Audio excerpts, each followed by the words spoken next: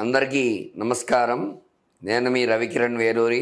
ద్వాదశ రాశుల వారు వాళ్ళ యొక్క అనుకూలతలు ఏ రకంగా ఉన్నాయి, ప్రతికూలతలు ఏ రకంగా ఉన్నాయి, వాళ్ళ యోగాలు ఏమిటి, వాళ్ళు ఏ పరిహారాలు చేసుకోవాలి అనే విషయాన్ని గురించి మరికొద్దిసేపట్లో మీకు చెప్పడం జరుగుతోంది. మకర రాశి అధిపతి శని ద్వితీయ స్థాన సంచారం వల్ల వీళ్ళకి అనుకూలంగా ఉంటుంది. ఏలినాటి శని ప్రభావం అంతగా చూపించడం వీళ్ళకి. అట్లాగే ద్వితీయ స్థానంలో శని భాగ్యంలో ఉండడం వల్ల భాగ్యం బాగుంటుంది.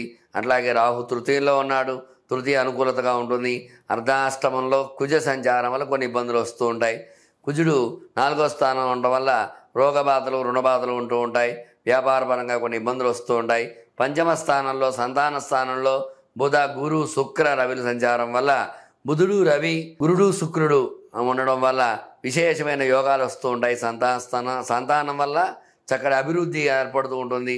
పిల్లల ద్వారా చక్కగా శుక్రుడు వల్ల అనుకూలత, అట్లాగే గురుడు బలం కలుగుతుంది.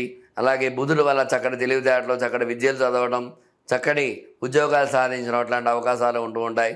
అట్లాగే 9వ స్థానంలో కేతు సంచారం అనుకూలంగా ఉంది. ఇట్లా మొత్తం మీద చూసుకున్నట్లయితే ఈ రాశి వారికి అర్ధాష్టమ కుజుడు మాత్రమే ఇబ్బందిగా ఉన్నాడు. కాబట్టి కుజుడికి పరిహారం చేసుకున్నట్లయితే కుజ అనుకూలత కలిగి సుఖంగా ఉండడం జరుగుతుంది.